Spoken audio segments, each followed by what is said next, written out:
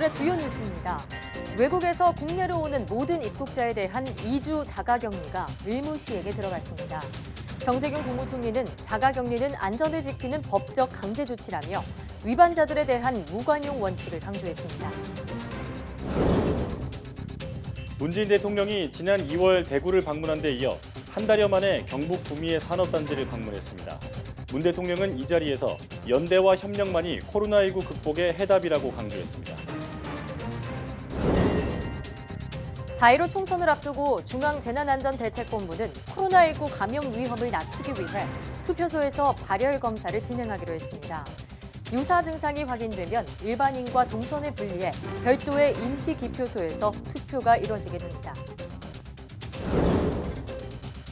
초중고등학교의 온라인 개학에 이어 취약계층의 감염 예방을 위해 전국의 아동센터와 노인복지관 등 15개 사회복지시설의 휴관도 무기한 연장됐습니다. 정부는 휴관 기간에도 긴급 돌봄 서비스는 계속 제공할 방침입니다. 인터넷 메신저 텔레그램을 이용해 미성년자 성착취 영상을 제작 유포한 박사방 사건에 대해 국민적 공분이 큽니다. 특히 피의자 조주빈은 겉으로는 지극히 평범한 삶을 살아왔다는 점에서 큰 충격을 줬습니다. 익명의 그늘 아래서 범행을 저지른 심리는 무엇인지 생각연구소에서 분석해봅니다.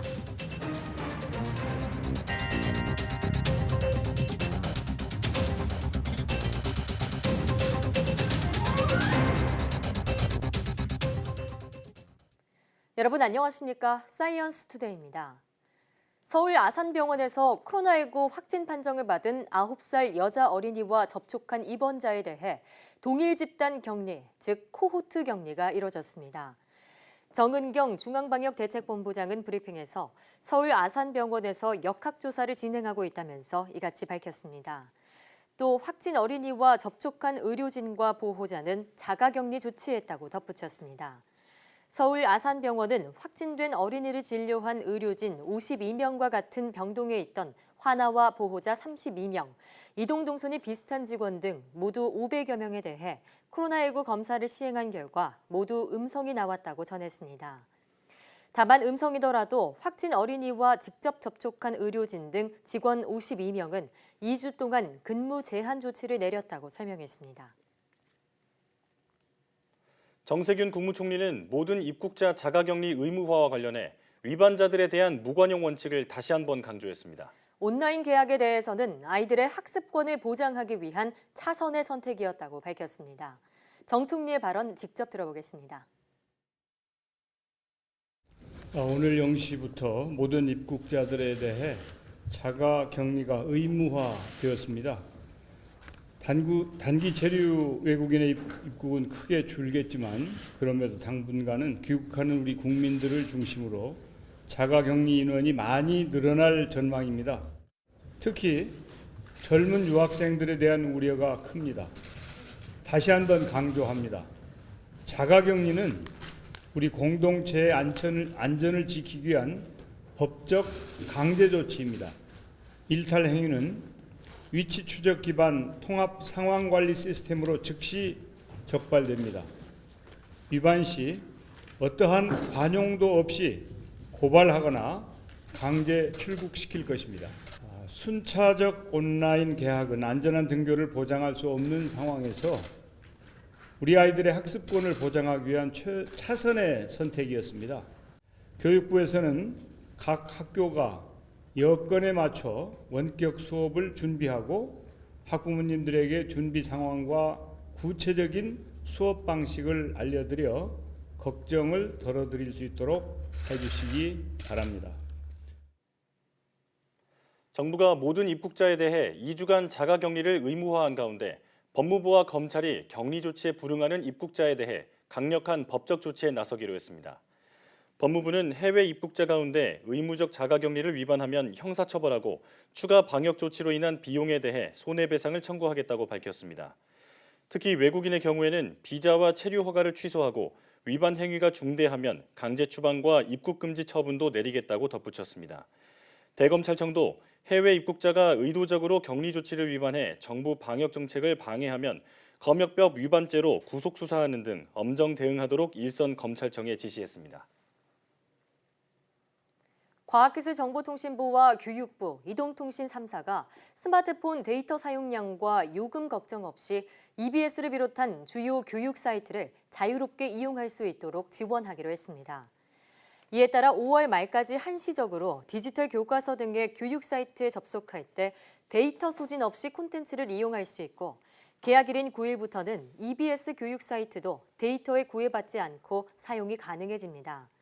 통신업계는 또 IPTV를 통해 방송 채널을 신규로 만들고 추가 요금 부담 없이 EBS 교육 콘텐츠를 실시간으로 제공할 계획입니다. 삼성전자와 LG전자는 이와는 별도로 저소득층 자녀의 스마트기기 대여를 위해 전국 재해구호협회와 함께 각각 3만 대와 6천 대의 스마트패드를 후원할 계획입니다. 코로나19 확산을 막기 위해 고강도 사회적 거리 두기를 시행한 지 2주째지만 신규 확진자 추이는 크게 달라지지 않았습니다. 정부는 이런 상황이 송구하다면서도 일단 남은 기간 지침을 철저히 따라달라고 강조했는데요. 오는 5일까지 예정된 고강도 사회적 거리 두기 연장 여부에는 여지를 뒀습니다. 이형원 기자입니다. 고강도 사회적 거리 두기는 지난달 22일 처음 시작됐습니다. 이딴 소규모 집단 감염으로 개학이 3차례나 연기되자 더는 미룰 수 없다며 범국가적 동참을 호소하며 내민 마지막 카드였습니다. 외출을 자제하고 교회나 PC방 등 다중이용시설 운영 중단까지 권고하는 강력한 조치로 지역사회 전파 차단에 주력했지만 효과는 크지 않았습니다. 시행 이후 열흘이 될 때까지 매일 100명 안팎의 신규 환자가 발생한 겁니다. 환자 발생을 줄이기 위해 범정부적인 노력을 기울이고 있으나 완연한 감소세를 보이지 못하는 것에 대하여 송구하다는 말씀을 드립니다. 환자 발생이 확연히 줄지 않은 건 고강도 거리두기 시행 이전에 이미 코로나19가 집단시설에 전파된 탓입니다. 해외 유입 사례가 계속 늘고 있는 것도 또 다른 요인입니다. 그러나 이 같은 사례를 제외하면 강력한 사회적 거리두기로 감염원을 알 수 없는 전파를 일정 부분 차단했다는 게 정부 평가입니다. 전파 경로를 잘 모르는 비율 자체가 지난 2주간의 분석을 보면 조금씩 감소를 하는 것처럼 보이는데 그 비율이 한 9% 정도로 어느 정도는 분명히 효과를 거두고 있는 것은 사실입니다.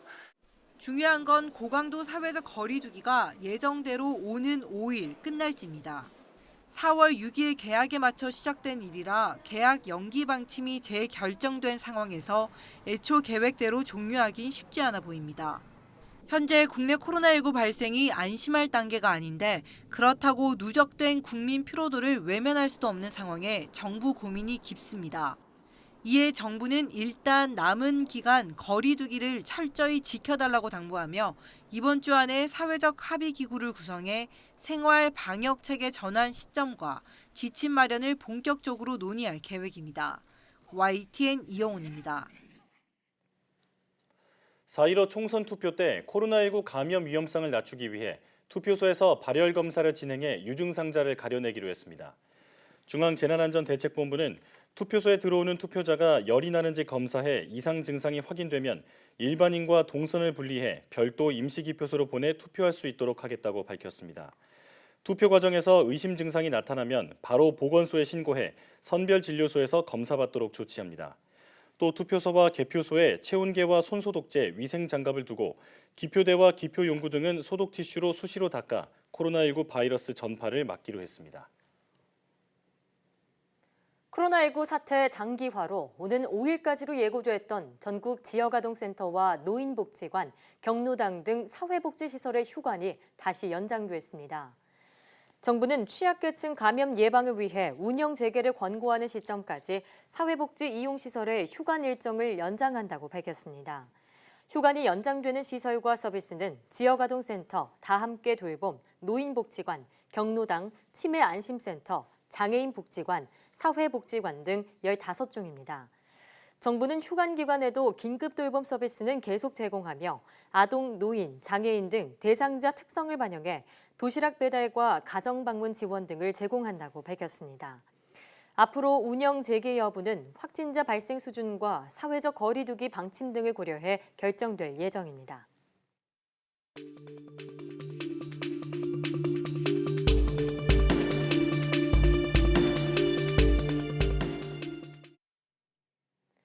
의료기관과 교회 등을 중심으로 코로나19의 소규모 집단 감염이 계속되고 있습니다. 일선 학교에서는 사상 초유의 온라인 개학을 앞두고 있는데요. 코로나19 브리핑 고려대학교 약학대학 김정기 교수와 자세히 살펴보겠습니다. 교수님 어서 오십시오. 어서 오세요. 안녕하세요. 자, 최근에 대구 제2미주병원도 그렇고 그리고 의정부의 성모병원에서도 확진자가 발생하면서 폐쇄 조치에 들어갔습니다. 이렇게 병원 내 감염이 계속 이어지는 이유가 뭔가요? 일단 뭐 병원 자체가 제한된 공간을 활용을 하고 있고 그 제한된 공간에 다수가 존재를 하는 환경이 있고요. 그리고 실제로 우리가 일상적인 생활에서 접촉하는 것보다는 사람과 사람의 접촉이 훨씬 더 빈번합니다. 그래서 예. 이러한 환경들이 실제로는 일반적인 사회적인 환경보다는 더 감염을 촉진시키는 그런 조건이 된다 이렇게 생각을 하고 있습니다. 예, 그렇군요. 자, 한편 대실 요양병원이나 제2미주병원 같은 경우에는 두 병원이 한 건물에 있잖아요. 그러다 보니 코로나19 확진자가 나오고 나서 급속도로 전파하면서 현재 200명이 넘는 확진자가 나온 상태입니다. 아무래도 감염에 취약한 그런 정신병원, 요양병원 등이 이런 집단 발생에 좀 노출이 돼 있는 것 같은데 막기 위해서는 어떤 노력이 더 필요할까요? 일단 비단 지금 말씀하신 요양병원이나 정신병원 이외에도 일반적인 병원도 마찬가지입니다. 예. 언제든지 감염에 굉장히 취약한 환경이 있고요. 왜냐하면 기본적으로 입원하고 계신 분들이 질병을 가지고 있는 경우가 많습니다. 그러다 예. 보니까 이제 질병에 취약한 그런 환경이 있는데 그러다 보니까 이런 병원 같은 시설에 대해서는 그러니까 예방적인 그 예비적 진단 방역 조사가 필요할 것 같고 일단 예. 감염자가 발생을 하게 되면 그 접촉한 사람에 대해서 꼼꼼하게 체크를 하면서 네. 역학조사를 진행하는 그런 것들이 필요하다 이렇게 생각을 하고 있고요. 네. 실제로 그 역학적인 그 범위도 넓게 잡아서 그 역학조사상에서 허점이 발생하는 거가 있는지를 꼼꼼히 체크를 해야지만 이런 대규모의 확산을 방지할 수 있을 거다 이렇게 생각을 하고 있습니다. 네. 네. 병원 같은 곳은 이제 그 환자들의 면역력이나 기저질환을 앓고 있는 경우가 많이 있기 때문에 선제적인 조치를 취해야 한다라는 말씀이시고요. 자, 이런 가운데 방역 당국이 완치된 환자의 그 회복기 혈장을 이용해서 중증 환자 치료에 활용하겠다고 계획을 발표를 했습니다. 자, 구체적으로 혈장 치료가 어떤 것인지 설명해 주시죠. 그러니까 우리가 면역 시스템을 면역력을 획득하는 차원에서 구분을 하면 능동 면역이라고 하는 거하고 수동 면역이라고 하는 게 있거든요. 네. 능동 면역은 흔히 우리가 알고 있는 백신을 맞아 가지고 항체가 몸 안에 형성되는 걸 능동 면역이라고 얘기를 하고요. 예. 지금 말씀하신 혈장 치료 같은 경우에는 다른 사람 몸에서 생긴 항체를 그걸 또 다른 사람 감염 환자한테 투여를 하는 방식입니다. 그래서 예. 능동 면역하고 수동 면역을 비교를 하면 실제로 효율적인 면도 그렇고 그 지속 기간도 상당히 수동 면역이 떨어지는 그런 특성이 있습니다. 네. 그래서 어쨌든 지금 말씀하신 그런 혈장 치료 같은 경우에는 수동 면역이라고 보시면 되고요. 네. 그래서 실제로 이제 혈액을 이제 뽑아서 그 안에 있는 그 혈액 세포를 다 제거를 하고요. 예. 그리고 대사산물도 포함되어 있거든요. 이런 불순물을 제거한 다음에 혈장 내에 있는 항체만을 투여를 해가지고 그 항체가 감염원하고 그러니까 병원체하고 싸우게 만들어주는 그런 치료법이다라고 생각을 하시면 되겠습니다. 예. 그렇군요.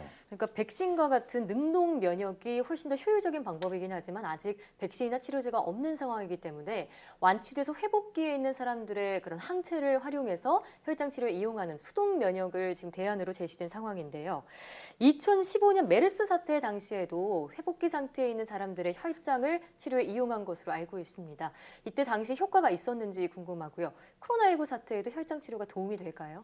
그러니까 과거 말씀하신 대로 2015년 우리나라 메르스 때도 유사한 그러니까 치료법을 시행한 적이 있는데 네. 당시에는 큰 효과가 없었다라고 보도된 바가 있고요. 예. 더 거슬러 올라가면 2003년 사스 때 홍콩에서 유사한 치료법을 시행한 적이 있는데 네. 그 당시에는 그러니까 감염 초기일 때는 일정 부분 제한적으로 효능이 있었다. 그러니까 일정 부분요? 모든 사람도 아니고 부분적으로 특정 사람들한테서 효능이 있었다라고 알려져 있고 네. 반면 이제 중증인 환자에게 시술을 했을 때에는 효과가 없었다라는 보고가 있습니다. 그래서 예. 지금 코로나19는 말씀하신 대로 백신도 아직 없고 치료제도 없다 보니까 이제 대안적으로 이런 수동 면역에 의한 혈장 치료를 생각을 하고 있는데 예. 그러니까 기본적으로 방침이 중증인 환자한테 시술을 하려고 생각을 하고 있거든요. 네. 그러니까 과거 사스 때를 경험을 비추어 보면 네. 그러니까 효능에 있어서 굉장히 제한적일 거다 이렇게 생각을 하고 있습니다. 예. 그렇군요. 자, 혈장 치료의 효과는 조금 더 지켜봐야 한다라는 말씀이시고요. 자, 지금 시점에서 가장 중요한 부분 중에 하나가 외국인의 이 입국을 이제 차단하는 해외에서의 그 감염 유입을 차단하는 것일 텐데 4월부터 모든 해외 입국자에 대해서 2주간 의무 격리를 하고 있습니다. 자, 그런데 하루에 7,000명씩 들어오는 해외 입국자들을 모두 관리하는 게 가능한가를 두고 우려의 목소리가 나오고 있는데 교수님께서는 현실적인 방안이라고 보시나요? 그러니까 실제로 내국인, 외국인 다 포함해가지고 하루에 지금 평균 입국하고 있는 사람이 한 7,000명 된다라고 되어 있고 그거를 2주 14일을 계산을 하면 10만 명 수준에 달하거든요. 거기에 특히나 이제 단기 체류 목적으로 입국을 하고 있는 외국인만 해도 한 50명 정도 된다라고 얘기를 네. 하고 있어요. 그러니까 이 사람들을 2주로 계산하면 한 700명 수준이 되는데 이분들은 거주지가 명확하지 않기 때문에 이제 시설 격리를 할 생각인데 네. 그러니까 이런 막대한 노력들이 과연 실효성이 있을까? 지금 현재 우리나라 보건당국의 그 인력으로 감당이 가능할까라는 네. 데에서는 물음표가 좀 있습니다. 그렇군요. 게다가 또 단기적으로 체류하는 외국인의 경우 거주지가 좀 불명확한 점도 방역의 허점을 만들 수 있는 부분이 될 것 같습니다. 자, 이런 가운데 자가격리 수칙을 위반하는 사례들이 계속해서 나오고 있습니다. 심지어 격리돼 있는 의심 환자가 의사 몰래 허락 없이 도주한 사례도 발생하고 있는데 자, 이렇게 안이하게 자가격리 수칙을 생각하고 어기는 경우 좀 더 경각심이 필요할 것 같습니다. 자가격리 수칙에 대한 중요성을 한 번 더 강조해 주시죠.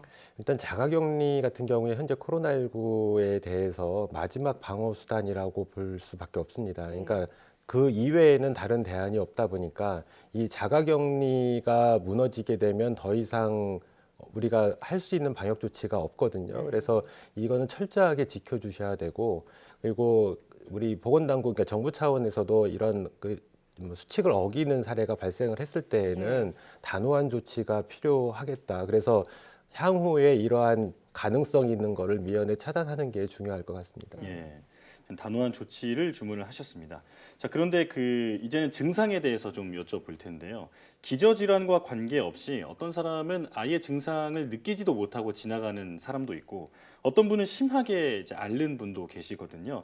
사람마다 이렇게 증상이 다른 이유는 어떻게 보고 계시나요?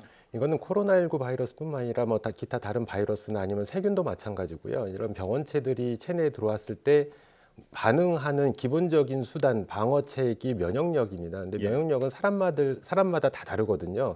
그러다 보니까 이거에 대응하는 수준이 다르다 보니까 어떤 사람들은 무증상 또는 경증일 수 있고 어떤 사람들은 중증으로 예후가 변하는 경우가 있고요. 또 하나는 초기에 감염돼 있는 바이러스의 양이 얼마나 되느냐도 관건입니다. 그래서 적게 바이러스가 들어왔을 때에는 우리 면역력이 일정 부분 감당이 가능한데 반면에 많은 양의 바이러스가 들어왔을 때에는 면역력이 이걸 통제를 할 수가 없거든요. 그렇게 되면 이제 중증으로 예후가 급격하게 변하는 이런 상황이 올 수 있다 이렇게 생각합니다. 네, 코로나19의 특징이라고 보기에는 개인 면역력에 따른 어떤 증상의 차이다라는 말씀이시군요. 자, 그런가 하면 4월 6일로 연기됐던 계약이 9일로 또다시 연기가 됐습니다. 순차적으로 온라인 계약을 통해서 원격 수업을 받도록 하겠다 정부 방침이 나왔는데요. 교수님께서 보시기엔 어떤 단계 정도 돼야지 등교 계약이 가능해질 거라고 생각하시나요? 제가 보기에는 지금 상황이 계속 지속이 된다라고 하면 그러니까 오프라인, 그러니까 등교 계약은 좀 어려울 것 같고요. 그러니까 등교 계약이 가능하려면 과거 31번 확진자가 나오기 이전의 수준으로 발생 비율이 크게 줄어야 됩니다. 그래야지만 확진자가 30명 미만일 때요. 그러니까 아니 31번 확진자. 예. 그러니까 과거에 그 당시에는 이제 기본적으로 그러니까 산술적으로 얘기하면 아마도 하루에 일일 확진자가 한 자릿수까지는 크게 떨어져야지만 가능할 것 같다. 그래야지 우리 보건당국이 뒤에 발생하는 어떤 소규모 집단 감염에 대해서 대응이 가능한데 현재 수준으로 이제 오프라인 계약을 했을 경우에 발생하는 집단 감염에 대해서는 대응할 수 있는 여력이 없을 것 같다 이렇게 판단을 하고 있고요. 그래서 이걸 장기화로 가게 되면 계속 오프라인 수업, 그러니까 그 계약은 어려울 것 같고 이걸 단기간에 빨리 끝내야지만 그 오프라인 계약이 가능할 것 같다 이렇게 생각을 하고 있습니다. 예. 자, 말씀하신 것처럼 분위기가 장기전으로 가고 있는 것 같습니다. 자, 그만큼 이제는 그 장기전을 염두에 둔 만큼 생활 방역에 대한 이야기도 나오고 있는데 일단 생활 방역이 무엇인지 그리고 생활 방역을 지키기 위해서는 어떤 곳에 중점을 둬야 하는지 설명해 주시죠. 네, 생활 방역이라고 하는 게 지금 우리가 얘기하고 있는 감염병 예방 수칙을 준수하고 사회적 거리 두기를 하고 이런 부분들이거든요. 그래서 이런 부분들이 실제로 이제 그러니까 제 개인적인 의견으로는 장기화를 대비를 하는 거는 맞지 않다라고 보고 네. 단기간에 방역에 총력을 기울여서 강력한 방역 조침을 통해 가지고 빨리 우리나라가 안정세, 그러니까 거의 클리어 수준으로 가야지만 가능하지 이걸 장기화로 끌고 가게 되면 지금 같은 상황이 계속 반복되는 상황이거든요. 그러다 보면 비단 이제 감염병뿐만 아니라 이제 경제적인 악순환까지 동반을 할 수가 있기 때문에 그리고 국민들 피로감도 굉장히 높아지고 있고요. 그래서 네. 제가 보기에는 장기화보다는 단기화에 빨리 지금 상황을 어떤 해결을 해야 될 것 같고 네. 어쨌든 생활수칙 말씀하신 생활수칙 같은 경우에는 기본적인 감염병 예방 수칙과 사회적 거리두기를 지속적으로 수행하는 게 거기에 해당된다 이렇게 생각하고 있습니다. 네, 예. 좀 더 강도 높은 사회적 거리두기와 함께 이 자가격리 지침 더욱더 철저히 지켜야겠습니다. 오늘 말씀 고맙습니다. 감사합니다.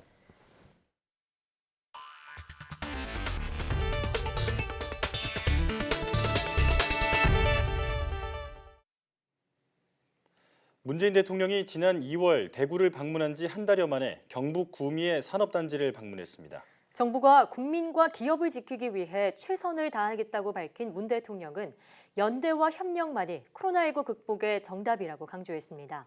문재인 대통령의 발언 들어보겠습니다. 코로나19는 대외 의존도가 높은 우리 경제에 큰 위협이 되고 있지만 많은 우리 기업들이 극복의 모범 사례를 만들고 있습니다.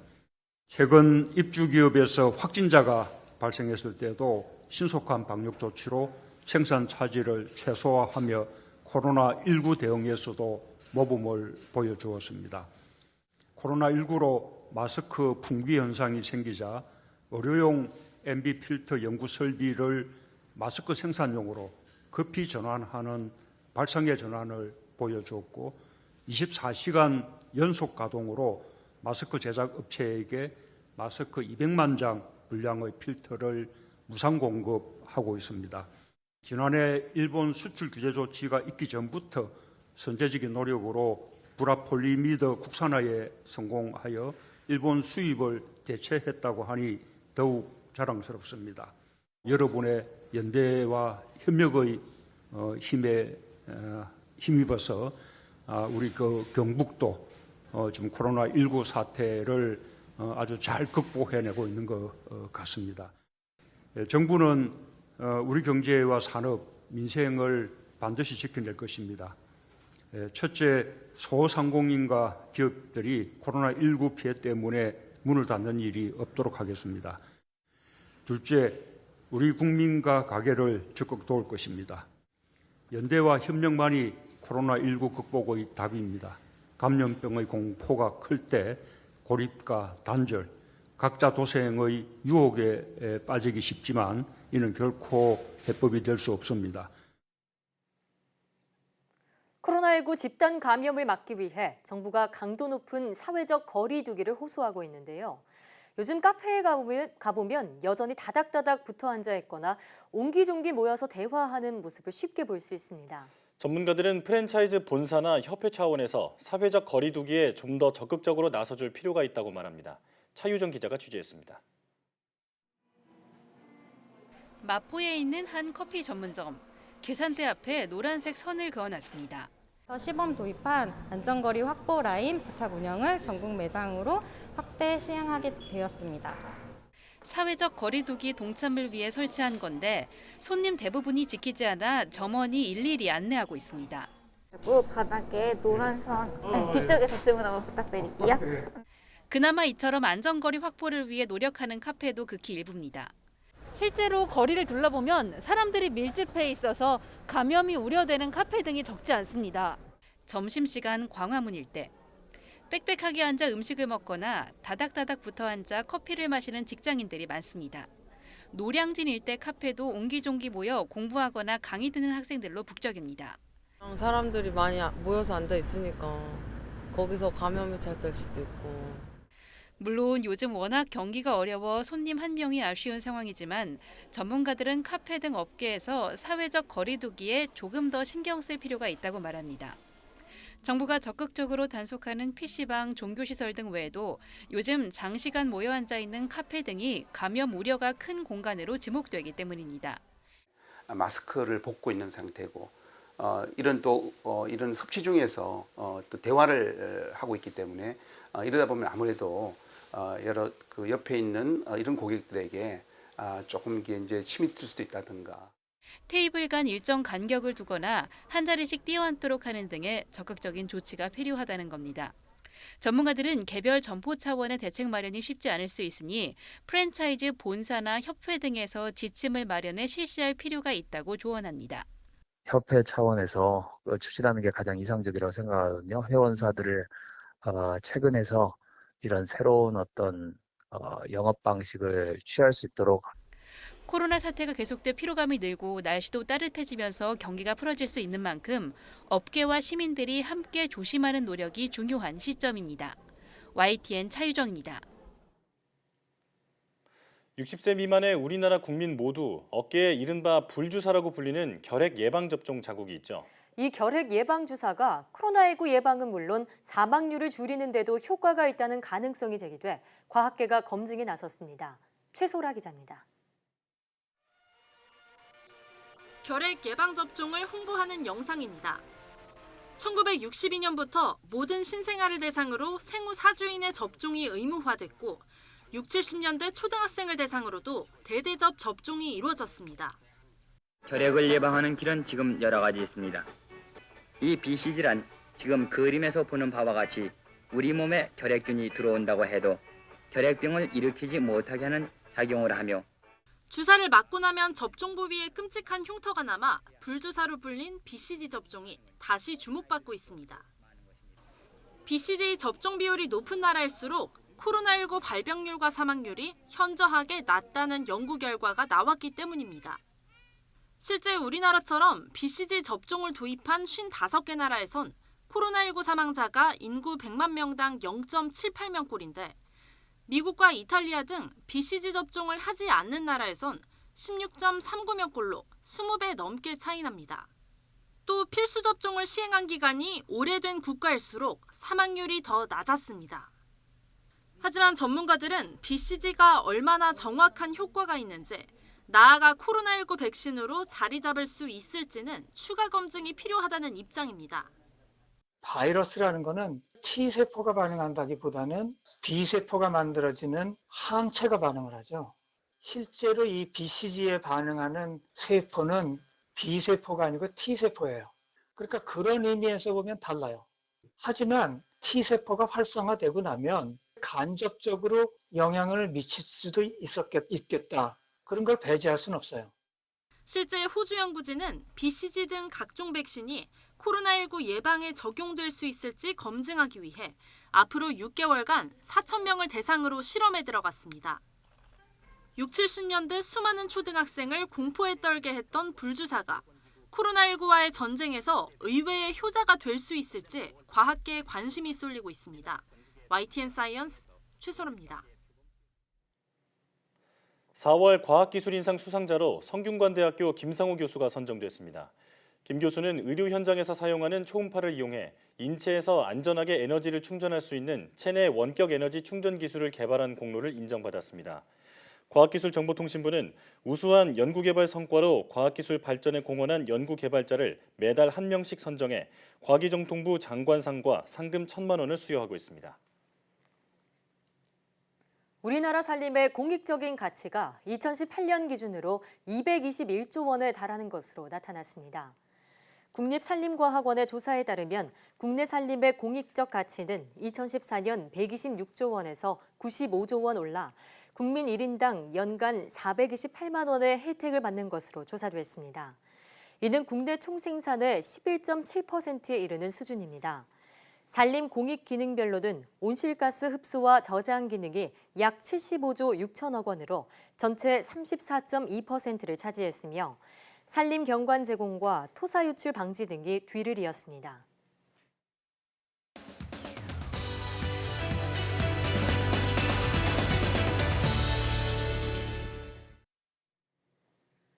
메신저 텔레그램에서 여성 성착취물을 제작 유포한 박사방 운영자 조주빈의 신상이 공개됐습니다. 악랄한 범행을 저지른 그의 심리는 무엇일까요? 또 N번방 같은 디지털 성범죄는 왜 계속 반복되는 걸까요? 오늘 생각연구소에서 자세히 알아보도록 하겠습니다. 연세대학교 심리학과 이동기 교수와 함께합니다. 교수님 어서 오세요. 어서 오세요. 네, 안녕하십니까. 자, 잊을만 하면 디지털 성범죄가 계속 이어지고 있습니다. 네. 이번엔 텔레그램 N번방 또 박사방이라는 그 사건이 실체가 드러났는데, 자, 그런데 박사방의 운영자로 알려진 조주빈이 알고 보니 봉사활동을 꾸준히 해왔던 것으로 알려져서 충격을 주고 있는데요. 이런 이중성의 심리 어떻게 볼 수 있을까요? 과히 놀랍지는 않습니다. 사실 많은 경우에 이제 반사회적 성격 장애자들 같은 경우에는 겉으로 보이는 모습이 대단히 친절하고 또 어떤 지금 말씀하신 것처럼 봉사활동을 하거나 이런데 나중에 뒤로 보면 되게 잔인한 어떤 성격 같은 걸 가지잖아요. 그 두 가지 이중성이 늘 존재할 수 있는데 사실 이제 이런 사람들 같은 경우에는 겉으로 보이는 이타적 행동이나 또 이런 것들도 사실은 뭔가 진정성이라든지 타인을 공감해서 나온 행동이라기보기보다는 자기의 순수 이득만을 위해 가지고 이루어진 치밀한 계산에 의한 거거든요. 그러니까 겉에 보이는 모습을 속으면 안 되겠습니다. 실제로 심리학에서는 이런 것들을 일종의 반동 형성이 일어났다. 반동 형성이라는 말을 사용하는데요. 실제 조주빈 같은 경우에는 N번 방에서 보이는 그 모습이 아마 실제 모습에 가까울 것 같은데 지금 봉사활동을 하고 이런 것들은 어떻게 보면 정반대적인 거잖아요. 그러니까 이렇게 반동 형성이 일어나서 실제 자기 자신의 모습을 좀 억압하고 억눌러 있는 상태로 보입니다. 우리가 보통 보면 열등감이 많은 사람들이 겉으로는 되게 막 우월함을 추구하는 집착하는 모습을 보이잖아요. 일종의 그런 거와 비슷한 거고요.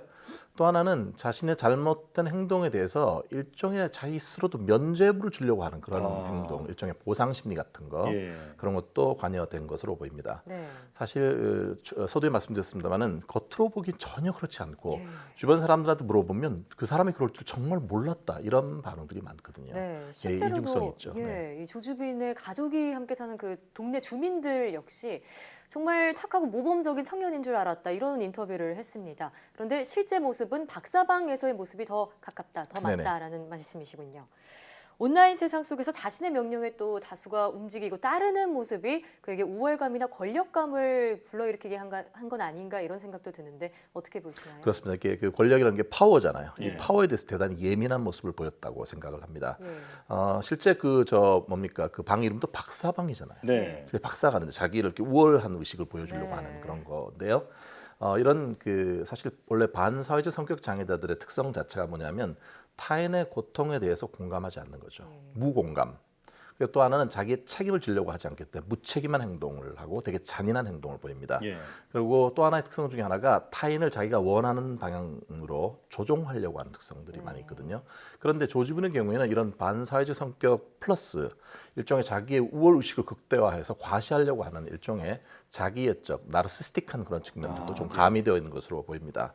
이런 경우는 남을 되게 무시하고 어떤 경우는 자기가 어떤 원하는 그런 것이 있으면 자기 이득을 위해서는 언제든 다른 사람들을 이용하거나 착취할 수 있는데 실제 나르시스틱한 측면이 뭐냐면 그런 다른 사람들이 그런 착취에 희생당한 걸 보면서 쾌감을 느끼는 거예요. 그러면서 자기의 우월 의식을 더 고취시키는 그런 방식으로 이게 작용돼서 반사회적 성격 플러스 나르시스틱한 그런 특성들이 가미되었다 이렇게 보입니다. 네, 지금 이런 사람들을 보고 흔히 소시오패스라고 부를 수 있는 건가요? 소시오패스라는 말도 있지만 일반적인 명칭은 반사회적 성격 장애가 좀 더 가까운 겁니다. 그렇군요. 네. 자, 그래서인지 이 검찰로 넘어가기 전에 피해자에게 사죄를 하는 그런 모습은 없고 유명인을 언급하면서 화제가 되기도 했습니다. 이런 심리는 어떻게 분석할 수 있을까요? 네, 상당히 인상적인 그런 거였는데요. 아마 크게 이제 두 가지 정도겠죠. 하나는 내가 이런 사람이다. 먼저 이렇게 말하고 싶은 거죠. 사회적으로 이름 되면 다 아는 유명인들과 나는 전화 통화도 하는 그런 사람이다. 접촉할 수 있는 사람이다. 그런 자기의 어떤 과시욕, 위상 자체를 높이려고 하는 특성이 하나 있고요. 또 하나는 이제 세간에서 이제 자기한테 관심 집중되고 자기의 위법한 행동에 대해서 문제의식이 되니까 이 세간의 관심을 다른 쪽으로 돌리는 거죠. 마치 이렇게 우리가 불이 났을 때 맞불을 놓으면 사실 어디가 발원지인지 알 수 없잖아요. 그런 어떤 계산적인 행동이 들어있어서 사실 반사회적 성격 장애자의 특성 중에 하나가 치밀한 계획을 세워서 자신의 의도를 관찰하려고 하는 그런 특성이 있습니다. 네, 마치 준비한 듯한 말을 술술 풀어놓고 그 외의 말은 하지 않고 떠나는 그런 인상을 받았는데 치밀한 계획에서 나올 수 있었겠군요. 또 그 이후에 이어진 말이 멈출 수 없었던 악마의 삶을 멈춰줘서 고맙다라는 네네. 말입니다. 이 말은 어떻게 해석해 볼 수 있을까요? 처음 들어서 상당히 놀랐습니다. 갑자기 웬 악마? 예. 이런 생각인데 그 악마가 제3자인 거잖아요. 네. 그러니까 내 책임이 아니다. 그러니까 나는 그런 걸 하려고 하지 않았지만 내 안에 있는 또 다른 제3의 나의 자아가 나한테 그런 걸 시켜갖고 어쩔 수 없이 그렇게 했다. 그럼 뭡니까? 책임을 회피하기 위한 말이잖아요. 무책임하게 그런 행동을 하는 거잖아요. 그런 특성 자체가 아까 말씀드린 반사회적 성격의 그런 그 주요 특징 중에 하나인 거거든요. 네. 뭐 많은 사람들이 왜 술 마시고 나서도 나는 기억이 안 난다. 일종의 심신미약을 주장하는 사람들도 그렇잖아요. 책임을 회피하려는 특성 때문에 그런데요. 아까 말씀하신 것처럼 이 포토라인 섰을 때 무슨 말 할 건가? 이런 것도 각본에 의해서 자기가 분명히 그거를 짰을 거라고 생각해요. 네. 그렇군요. 자, 그런데 사실 N번방 같은 디지털 성범죄가 이번이 처음이 아니잖아요. 예전에는 또 소라넷이 크게 문제가 된 적이 있었고 또 정준영 씨를 비롯한 유명 연예인들의 단톡방 사건도 있었고요. 자, 이렇게 수법만 달라진 디지털 성범죄가 계속 이어지고 있는데 사회 구조적인 문제는 없나 돌아보게 되거든요. 어떻게 보시나요? 네, 상당히 우려할 만한 부분인데 수법만 달라진 게 아니라 그 심각도도 더 심해지는 것 같아요. 네, 그런데 그 음란물 공유 사이트 소라넷 같은 경우가 원래 1999년에 만들어져서 2016년에 폐쇄가 됐거든요. 근데 그 실제 국제 공조를 해서 수사를 하고 오랜 기간 수사를 해서 이제 그 체포를 했는데 실제 처벌받은 사람들은 운영진들밖에 없었어요. 운영진들 같은 경우에도 사실 그 징역 4년 판결이 고작이었고요. 원래는 14억 1천만의 추징금이 원래 추진되었었는데 실제로 그게 구현되지도 않았습니다.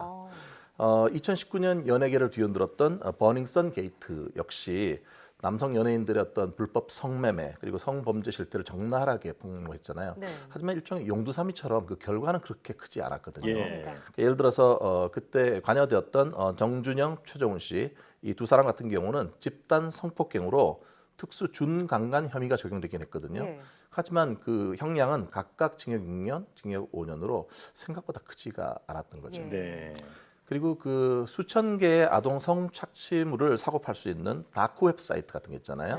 그 중에 하나인 웰컴 투 비디오라고 하는 것의 운영자 그리고 또 제2의 소라넷이라고 불리는 AV 스눕이라고 하는 그 사이트 운영자도 실제로 처벌은 징역 1년 6개월 정도가 전부였다고 하네요. 고작 그만큼밖에 안 됐고. 고작이란 말이 어울리는 거죠. 지금 말씀을 들어보니까 사실 그동안 이런 디지털 성범죄의 경종을 울리고 또 이런 흐름을 끊을 수 있었던 기회가 많이 있었는데 좀 골든타임을 놓친 게 아닌가 이런 생각이 들거든요. 솜방망이 처벌이 지금의 N번방 사태를 키웠다는 지적이 있는데 이 부분에 대해서는 어떻게 보시나요? 그렇습니다. 솜방망이 처벌을 보면서 별로 잡혀도 별로 크게 처벌받지 않는다라는 일종의 학습 효과가 있는 거죠. 사실 그렇고 또 하나 이번에 텔레그램을 보면서 그런 생각이 들더라고요. 이게 상당히 보안이 잘 유지가 되고 그러니까 안 잡힐 것이다. 이런 생각들이 많고 또 게다가 뭐 가상화폐, 암호화폐 이런 것들을 이용하면 전혀 이게 그 잡히지 않는다. 이런 생각들 같은 것이 더 이게 그 N번방 사태를 더 불러일으켰다고 생각되고요. 저는 이제 N번방이 뭘까 이렇게 찾아보니까 이게 이제 메신저 그 대화방처럼 돼 있잖아요. 이게 좀 문제가 될 것 같으면 1번방을 폭파하고 소위 폭발을 하고 2번방으로 옮기고 이게 한 8번을 옮겼다고 하더라고요. 그래서 N번방이라는 말이 붙었습니다. 그렇군요.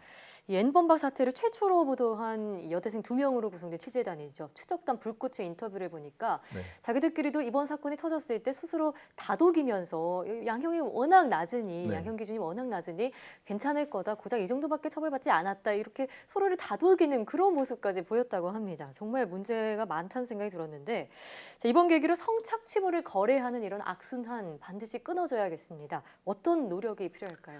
우리가 모두가 알고 있는 거잖아요. 하나는 실제 양형 기준 같은 것들이 훨씬 더 현실화될 필요가 있고 그보다도 이제 아주 분명해서 편법 같은 것들이 적용되지 않도록 아주 촘촘하게 만들어질 필요가 있고요.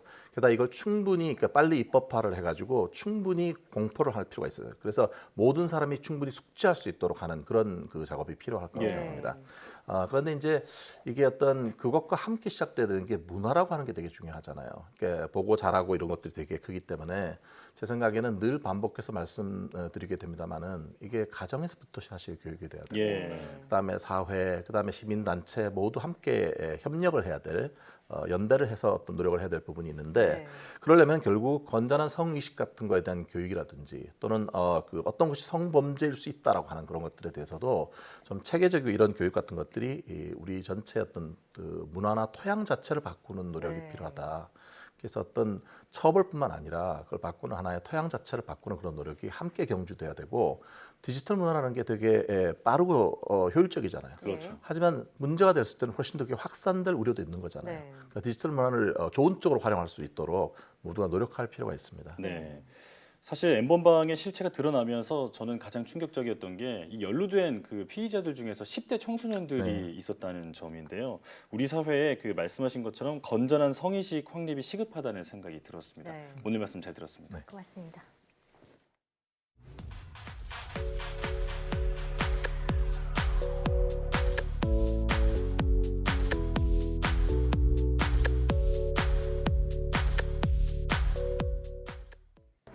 텔레그램으로 성착취를 일삼아온 N번방의 실체가 드러난 가운데 2차 피해가 다시 사회 문제가 되고 있습니다. 무책임한 댓글이 달리는가 하면 심지어 N번방 영상을 판다는 글도 올라오고 있습니다. 이런 행위는 엄연한 불법 행위일 뿐 아니라 성범죄를 오히려 키울 수도 있다는 점 분명히 기억해야겠습니다. 사이언스 투데이 오늘 저희가 준비한 소식은 여기까지입니다. 함께해 주신 여러분 고맙습니다.